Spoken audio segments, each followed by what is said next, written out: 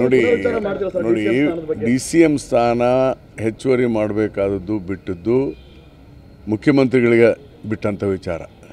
ಅದು ಪಕ್ಷ ತೀರ್ಮಾನ ತೆಗೆದುಕೊಳ್ತದೆ. ಅದಕ್ಕೆ ಸತೀಶ್ ಜಾರಕಿಹೊಳಿ ಮತ್ತು ಇನ್ನಿತರ ನಮ್ಮ ಸ್ನೇಹಿತರು ಹೇಳಿದ್ರಲ್ಲಿ ಏನು ತಪ್ಪಿಲ್ಲ. ರಾಜಣ್ಣ ಮಾಡಲಿ, ಏನು ತಪ್ಪಿದೆ? ಬೇಸಿಕಲಿ ನೋಡಪ್ಪ, ಹಂಗೆ ನೋಡೋದಾದರೆ ಉಪಮುಖ್ಯಮಂತ್ರಿ ಹುದ್ದೆ ಸಂವಿಧಾನದಲ್ಲಿ ಯಾವುದೇ ಇಲ್ಲ. ಅವರು ಪ್ರಮಾಣ ವಚನ ಸ್ವೀಕಾರ ಮಾಡೋದು ಕೂಡ ಮಂತ್ರಿಯಾಗಿ ಅಂತಲೇ ತಗೊಳ್ತಾರೆ. ಎಲ್ಲಿ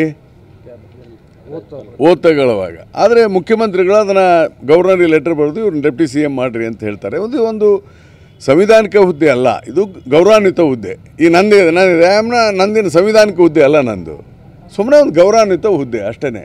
ಈ ನಂದೇನು ಸಂವಿಧಾನಿಕ ಹುದ್ದೆನಾ? ಸೆಟ್ ಕುಮಾರಸ್ವಾಮಿ ಅವರು ವಿರೋಧ ಮಾಡಿದ್ದಾರೆ ಸರ್. ಮಾಡಲಿ ತಪ್ಪು. ನೋಡಿ, ಪ್ರಜಾಪ್ರಭುತ್ವದಲ್ಲಿ ಪರ ವಿರೋಧ ಮಾಡೋದು ಸಹಜ. ನಾನೇನೋ ವಿರೋಧ ಮಾಡಿದ್ದಾರೆ ಅಂದ್ಕೊಳ್ಳಿ ಬೇಜಾರಾಗಿಲ್ಲ, ಅಥವಾ ಯಾರು ಹೊಗಳಿದ್ದಾರೆ ಅಂತೇಳಿ ನಾನು ಖುಷಿ ಆಗಲ್ಲ.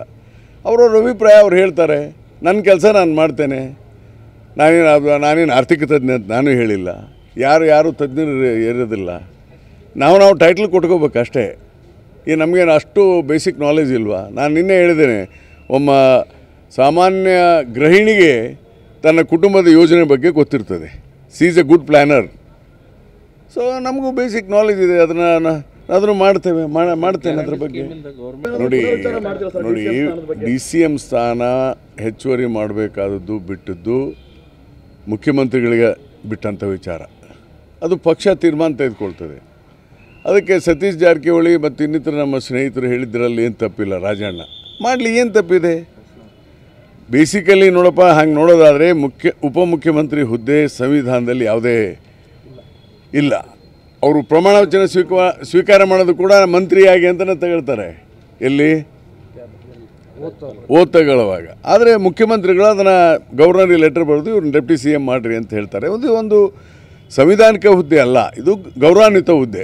ಈ ನಂದಿನ ಸಂವಿಧಾನಿಕ ಹುದ್ದೆ ಅಲ್ಲ, ನಂದು ಸುಮ್ಮನೆ ಒಂದು ಗೌರವಾನ್ವಿತ ಹುದ್ದೆ ಅಷ್ಟೇ. ಈ ನಂದೇನು ಸಂವಿಧಾನಿಕ ಹುದ್ದೆನಾ? ಸೆಟ್ ಕುಮಾರಸ್ವಾಮಿ ಅವರು ವಿರೋಧ ಮಾಡಿದ್ದಾರೆ ಸರ್. ಮಾಡಲಿ ತಪ್ಪು. ನೋಡಿ, ಪ್ರಜಾಪ್ರಭುತ್ವದಲ್ಲಿ ಪರ ವಿರೋಧ ಮಾಡೋದು ಸಹಜ. ನಾನೇನೋ ವಿರೋಧ ಮಾಡಿದ್ದಾರೆ ಅಂದ್ಕೊಳ್ಳಿ ಬೇಜಾರಾಗಿಲ್ಲ, ಅಥವಾ ಯಾರು ಹೊಗಳಿದ್ದಾರೆ ಅಂತೇಳಿ ನಾನು ಖುಷಿ ಆಗಲ್ಲ. ಅವರವ್ರ ಅಭಿಪ್ರಾಯ ಅವ್ರು ಹೇಳ್ತಾರೆ. ನನ್ನ ಕೆಲಸ ನಾನು ಮಾಡ್ತೇನೆ. ನಾನೇನು ಆರ್ಥಿಕ ತಜ್ಞ ಅಂತ ನಾನು ಹೇಳಿಲ್ಲ. ಯಾರು ತಜ್ಞರು ಇರೋದಿಲ್ಲ.